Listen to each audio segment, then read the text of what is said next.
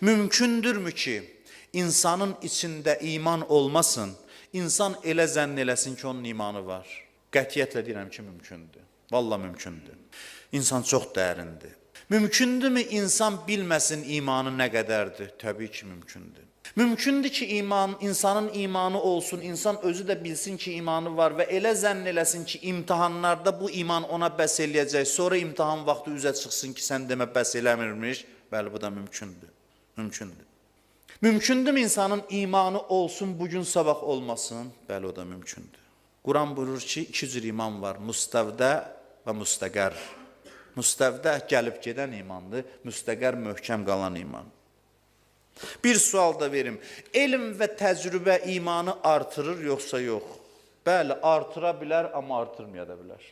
Oxuyarsan, imansızlığın daha da çoxalar. Əməl eləyərsən, namaz qılarsan, biraz da azğınlaşarsan. Mən bunu sizə necə də demişəm, Allah deyir, vallahi Allah deyir ki, Quranda deyir, deyir cəhənnəmin içine apararsan bəzisini, odu da dadar, cəhənnəm odunu dadar, sonra xahiş eləyər, qaytar dünyaya, qaytarsam, yenə inkar edər. Bundan artıq nə elm istəyirsən, gedib təcrübədən keçirdib, gör bu iman nədir, nədir bu iman? Gəlin bu müəmmanı həll elə ki, bəziləri cəhənnəmi görüb dünyaya gəlsələr, Allah deyir, yenə də inkar eləyərlər. İndi gəl müəyyən elə. Bunu Quran deyir, axı, Quranı necə inkar edək? Hədis olsaydı deyərdi, sənədi zəifdir. Quran ayəsidir. Bu qədər biləndən sonra da inkar edir, bəli. Asan deyil biləsən.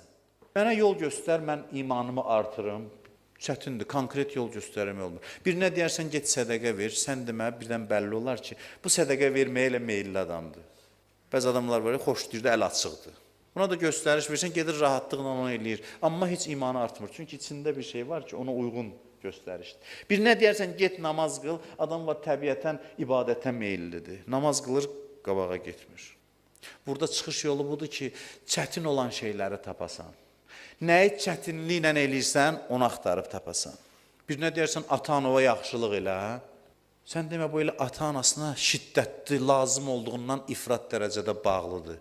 Yaxşılıq elədikcə biraz da azğınlaşır. Mənası bu deyil ki, insana namaz ya Allah yolunda sədəqə vermək, ata-anaya yaxşılıq eləməyi tövsiyə etməyəsən.